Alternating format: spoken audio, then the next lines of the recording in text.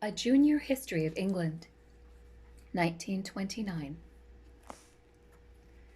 The Normans. William I, the Conqueror, 1066 to 1087. The feudal system. William was the first of the Norman kings of England. He began his reign well and did all he could to gain the goodwill of his new subjects. It was 5 years, however, before he was able to subdue the land completely and call himself the real King of England. During a visit which he paid to Normandy, his followers who remained behind in England were guilty of so many acts of oppression and cruelty that risings took place in different parts of the country. These revolts turned William's heart against the English, and he put them down with much sternness and cruelty. On one occasion, after defeating those who had risen against him in the north, he was guilty of a deed which had left a lasting stain on his character. He carried fire and sword through the whole country between the Humber and the Tees. Lands were laid waste, towns and villages burnt, and the inhabitants either slain or driven out. For many years afterwards, the whole district was a wilderness, with scarcely a house or a human being to be seen in it. Such was the cruel harrying of the north. The Englishman who gave William the most trouble was the renowned Hereward the Wake. Hereward built a wooden fort in the Isle of Ely, which received the name of the Camp of Refuge. Here he drew to himself a band of hardy followers, and it was with great difficulty that he was at last overcome. An act which raised the anger of the English against William was the making of the new forest in Hampshire. Like all the Normans, he dearly loved the chase. In order, therefore, that he might have a hunting park near the royal palace, he laid waste all the country lying between Winchester and the sea. And numerous families who had dwelt there for generations were driven out to find homes elsewhere. A cruel law was also made that anyone caught killing a deer should have his eyes torn out. Nothing that the Normans did caused so much ill feeling as this. But although his character was harsh and terrible, William was a just ruler and made some wise laws. He also did much for the prosperity of the church and showed great wisdom in appointing good and wise bishops. Most of the lands of the conquered English were divided among William's Norman followers. In return for their estates, the barons were bound to pay him homage as their liege lord and furnish men to assist him in war. The barons again divided their estate among their vassals, who engaged to serve them in the same way, and thus the system went on down the scale from the king, as the head of all, to the lowest tenant who held land from a superior. In this way, a large army was always at the king's call. This was called the feudal system, and it lasted in England for about 400 years. In order to gain an exact knowledge of his new kingdom, William made a great survey of the land. All the particulars thus obtained were written down in Domesday Book, which is still to be seen in the Record Office in London. It is one of the oldest and most curious books possessed by any nation. The leaves are not made of paper but of vellum, and the writing is in Latin. In it are recorded the names of all the Norman barons and bishops among whom the English lands were divided, the size of their estates, and a full account of them, besides many other particulars. It is from this old book that we get much of our knowledge of those times. The Normans were also said to have introduced the ringing of the curfew bell into England. It was rung every evening at 8 o'clock, as a signal that all fires and lights were to be put out. In some old churches, the custom is still kept up, and every evening the curfew tolls the knell of parting day. The later years of William's reign were far from happy. A great cause of grief to him was the disobedient conduct of his eldest son Robert, who wished to be made Duke of Normandy before his father's death. His request being refused by the conqueror, Robert left the court in anger and made war against his father in Normandy. The King of France, who was jealous of William's great power, secretly encouraged Robert in his misconduct. This at last led to a war between the two countries, and William invaded France with a large army. He had set fire to one of the French towns and was riding about gazing on the scene, when his steed, treading upon some hot ashes, started and flung its rider heavily forward against the pommel of the saddle. The hurt thus received led to a fever, of which William died shortly afterwards.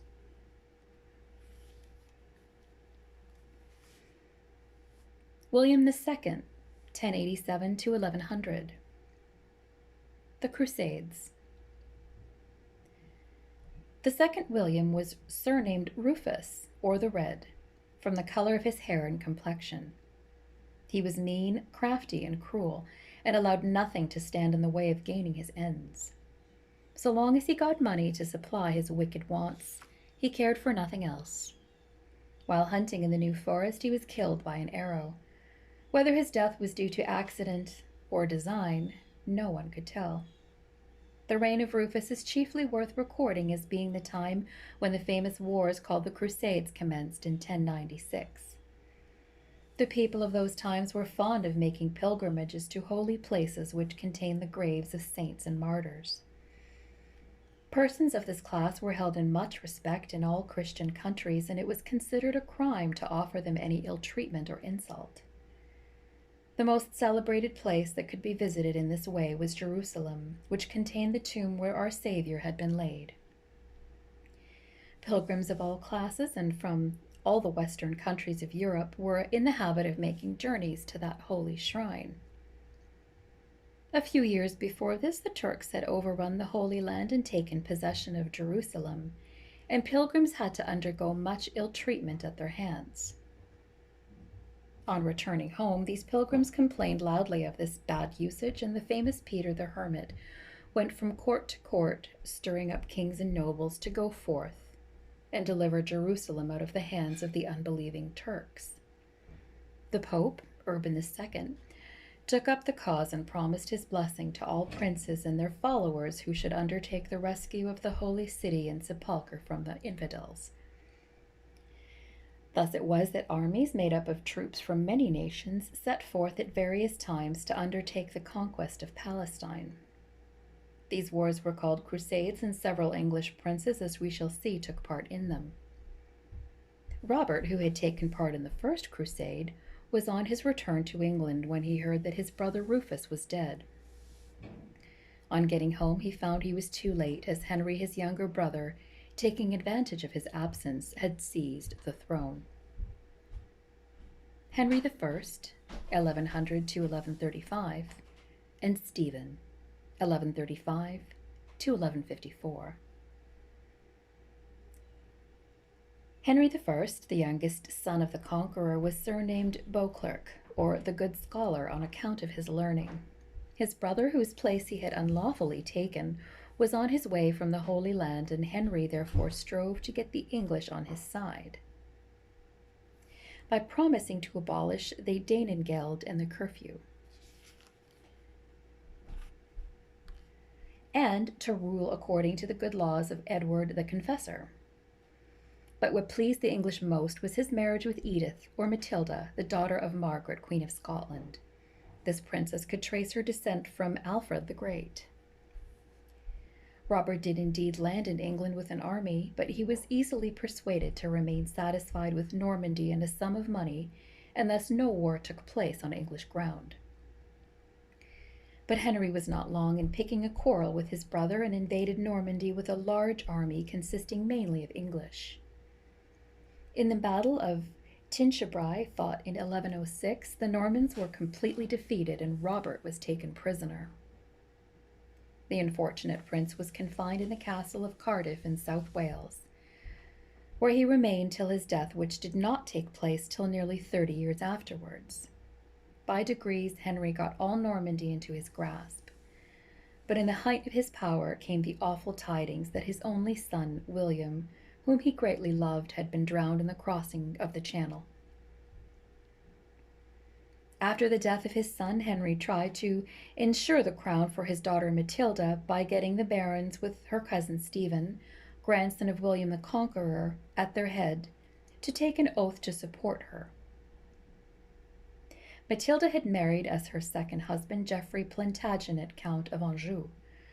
In the course of time, a young prince was born and named Henry after his grandfather. The prince afterwards became the first king of the famous Plantagenet line. As soon as Henry was dead, Stephen quickly broke the oath which he had taken to support Matilda. In those feudal times, it was thought disgraceful for a woman to be head of the nation, and thus Stephen got the support of the barons. Civil war was the result. David I, King of Scotland, led an army into England in 1138 in support of his niece's claim, but he was totally defeated in the great battle of the Standard. The war went on for several years, first one side gaining the victory and then the other, and during all this time the country was in a state of greater confusion and misery than had ever been the case since the coming of the Danes in the time of Ethelred the Unready. At the Battle of Lincoln, Stephen was taken prisoner and Matilda became queen for a short time. But her haughty ways so displeased the people that she was soon compelled to flee, and Stephen regained his liberty. At last, after many years of fighting, an agreement was come to by which Stephen was to remain king as long as he lived, and after that the throne was to go to Matilda's son, Prince Henry. Shortly afterwards, Stephen died, and with him ended the Norman line of kings. In this reign, a great number of feudal castles were built all over England, and the lawless barons who dwelt in them plundered and ill-treated the unhappy people around in the most cruel manner.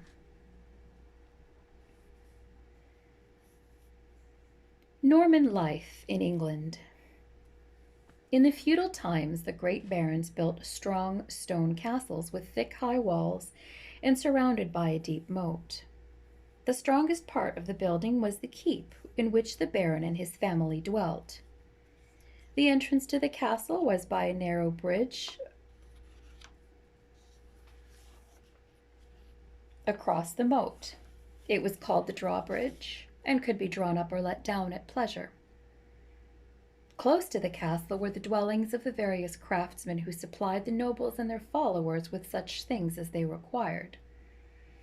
The Normans introduced their own speech, and thus two languages were spoken in England for a long time. Norman French was the tongue used in everything in which the despised English had no share. The Anglo-Saxon speech was left to the common people, or at the best to those country gentlemen who were still proud of their descent from the Old English race. The rank to which most noble Norman youths aspired was that of knighthood. Before they could be admitted into this order, they generally had to pass through the lower grades of pages and esquires.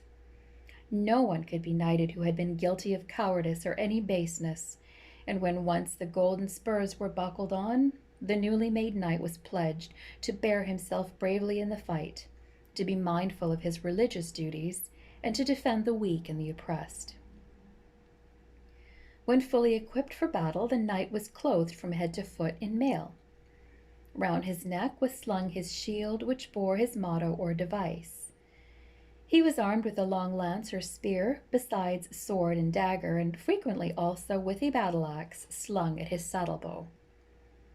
The holiday costume of a gentleman consisted of a loose garment reaching to the knee and secured round the waist with a richly embroidered belt. Over this was a short cloak trimmed with fur. The bonnet was of velvet, and the boots were turned up at the toes like the horns of a ram.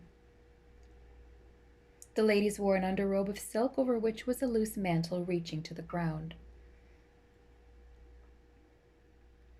The chief sports of the Normans were hunting, hawking, and tilting. The tilting consisted in the knights riding against each other at full speed with lances laid in rest, each trying to unhorse the other. This kind of sport was very dangerous, but it suited the tastes of the times. Even the ladies in the surrounding galleries frequently encouraged the champions by clapping their hands or waving their handkerchiefs. The lower classes had archery contests or bouts at quarter-staff. In eating and drinking, the Normans were much more temperate than the English and paid more attention to those little graces of life which distinguish the gentleman from the boor. They were fond of music, and after the banquet was over, had pleasure in listening to the minstrel, who, to the strains of the harp, sang of brave and noble deeds.